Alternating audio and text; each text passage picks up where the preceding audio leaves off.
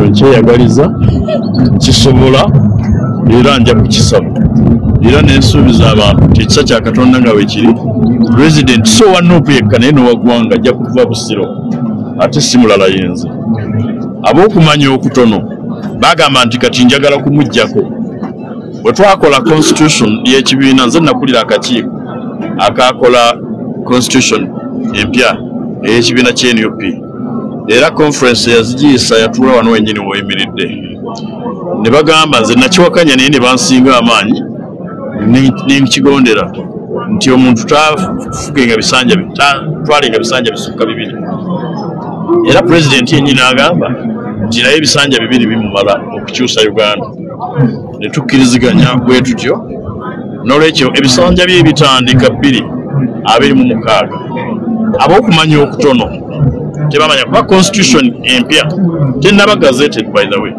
bakyatulemeseza okugigazetinga mu kooti kati bitubye bitandika 226 paka 236 n'ababi ab'okumanya okutono mu bufunza abatabitegeera nga bampalalira babuuza nti gwengaani okumanya kwabwe kwako kubanga omuntu ng'osomye constitution y'ekibiina kya NUP egamba nti buli memba alina eddembe mu kuvuganya ate nze mbagane nti sigenda na kuvuganya naye weewaawo nakyo tekimenya mateeka sigenda kuvuganya naye kubanga nakkiriza nti tubeere benkanya gy'ali ebisanja bye 2 mu constitution abimaleko 236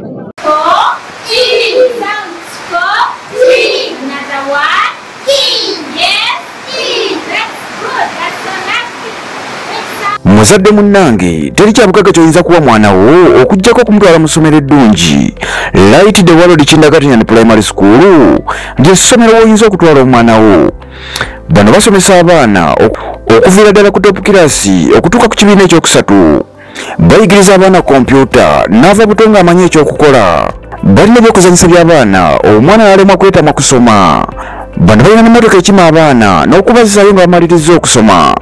Light the World Kindergarten Primary School basangibwa Kasubi gwabeetaaze bakubire ku ssimu zino wammanga 0757 97 799 98 oba 0760 89 33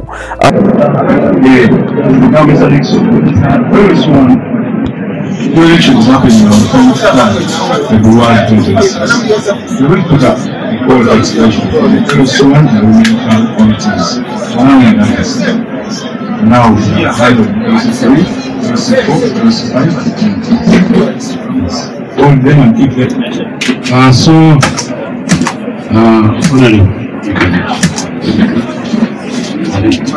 He did this to second summit, you have to do it.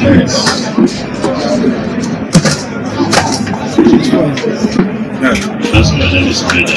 I'm the second Central Member of Parliament from Central County District, and I'm happy to present my reports. Yeah, please go ahead and submit your papers. First is I have clicked them together.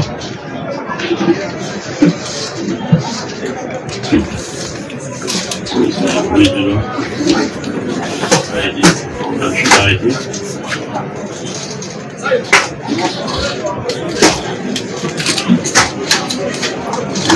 The original.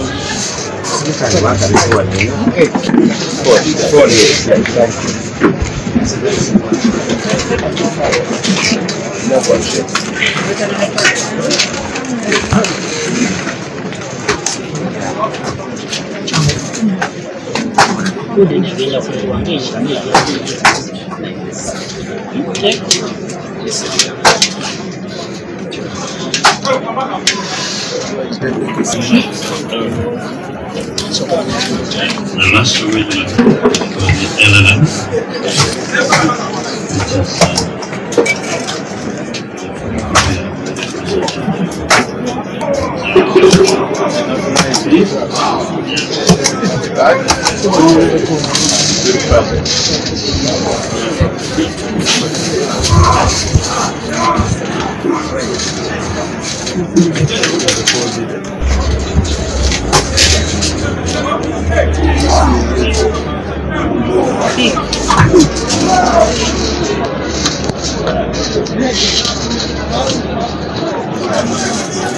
LC5 representing Nakawa Seat.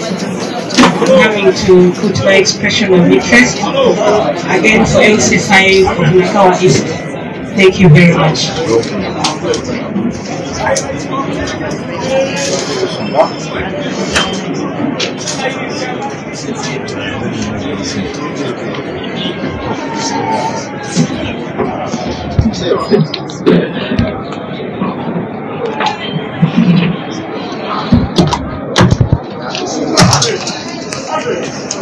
Nzikomezaawo okuba enteekateeka y'ekibiina kyaffe ekigendererwa kyetwagenderera mu bantu okuleeta empapula zaabwe mu budde kitusobozese okwetegereza oba abantu ddala basaanidde. Ekyokubiri, kubanga babeerawo abantu bangi abalaga obwetaavu bwabwe okuvuganyiza ku kaadi y'ekibiina, eno enteekateeka y'okusunsula. So nzikomezaawo ekibiina kimpime ne bannange abanaaba bataddeyo abatati.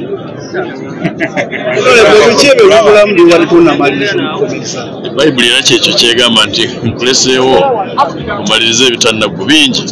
Olutalo olusooka terunnagwa olw'oggoba omumpembe omukadde w'entebe. Ekyokubiri, paalamenti buli lunaku olukya ebeera n'obuvunaanyizibwa obulina okukolebwa abo abasunsuddwamu nga balina ebisaanyizo ng'era basaanidde okubikola okusinga ku balala. Amateeka paalamenti ekyakola, budget paalamenti ekyazikola, oversight zikyagenda mu maaso, n'omulimu gw'oggoba omukadde tegunnaggwa n'ebifaananako ng'ebyo. Saakyusiza amannya gaakyuka ddala. Etteeka erya Registration of Persons Act bwe lyajja lyagamba okukola deed poll, era tekisoose kati nakikola mu myaka egyayita, naye buli lw'oba presenting empapula opresenting.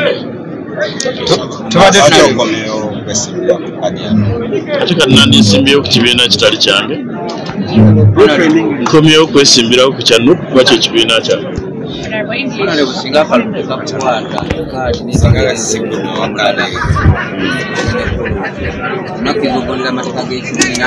Ate bulijjo sigatambulirako. Nali mbaganye okumbuuza ebibuuzo ebitatuukanye kye bayita fantastic ideas, nti nteeka ku minzaani oteekeko n'abalala, tojja kuddamu kumbuuza kibuuzo ekyo. Ekyotegeeza nti ekibiina kyaffe tekyagala mutindo. Ekibiina kino kyagala mutindo, era mu kiseera kino omutindo kaadi y'ebusiro kitegeeza kulonda. So toyinza kumbuuza nti akabenje kajja ku ne balonda gundi ne balonda gundi. Nga team leader waabwe bajje banneebuuzeeko, buli muntu nnyamulaga waasaanidde okubeera. Ndowooza mbadde nkikola era abampuliriza balabye nga tubadde tutambula bulungi, tebakyankalanya bintu bibadde bitambula bulungi. Tosika kapiteeni mu kisaawe ng'ate akyateeba, asambisa abiri gombi ne gateeba, ate n'oteekayo okugezesa.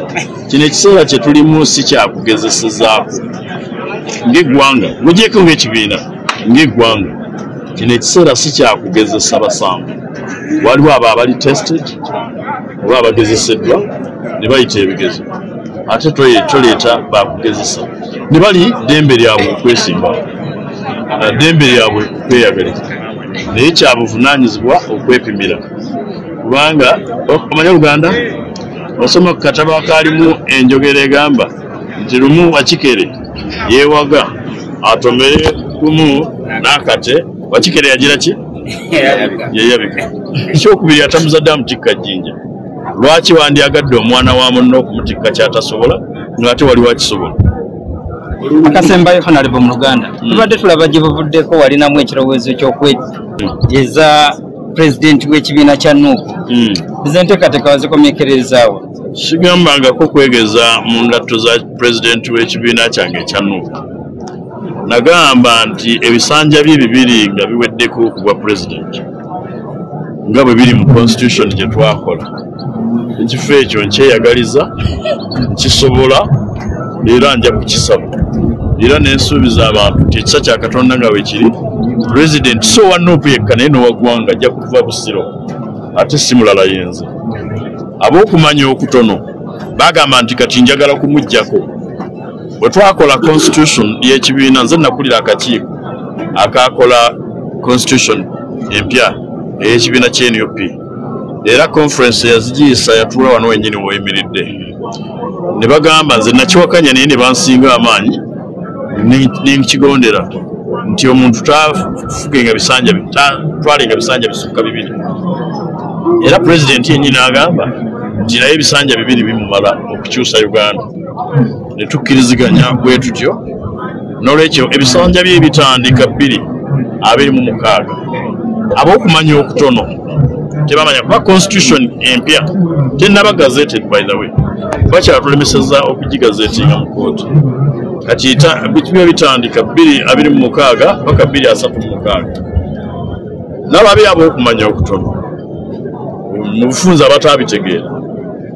nga bampalalira babuuza nti gwengaani okumanya kwabwe kwako kubanga omuntu ng'osomye constitution y'ekibiina kya NUP egamba nti buli memba alina eddembe okuvuganya ate nze mbagana nti sigenda na kuvuganya naye weewaawo nakyo tekimenya mateeka sigenda kuvuganya naye kubanga nakkiriza nti tubeere benkanya gy'ali ebisanja bye 2 mu constitution abimaleko 236 ate tetwogera kukulembera bukulembeze NUP twogera ne kukulembera eggwanga kati kibategeeza abo abatamanyi nti Honorable Kyagulanyi muto wange bw'abanga amaze okukulembera ebisanja 2 ekibiina kya NUP tukiwanduukulule tekibiina president mulala oba si kyo nti ekibiina kya NUP tekivuganye kusimbawo omuntu mulala wa president wa Uganda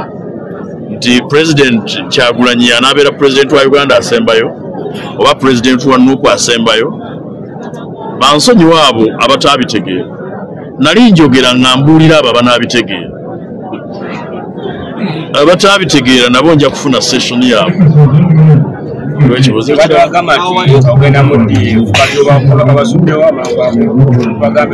abaali bagamba batya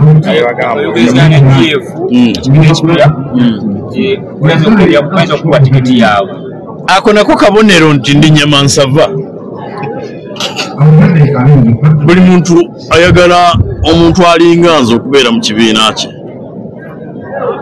fakti omukadde w'entebe ye takoowa kweyagaliza balinga nze ekyo si kyange kya Katonda gwe neebaza nti ansiiza akazigo okwegombesa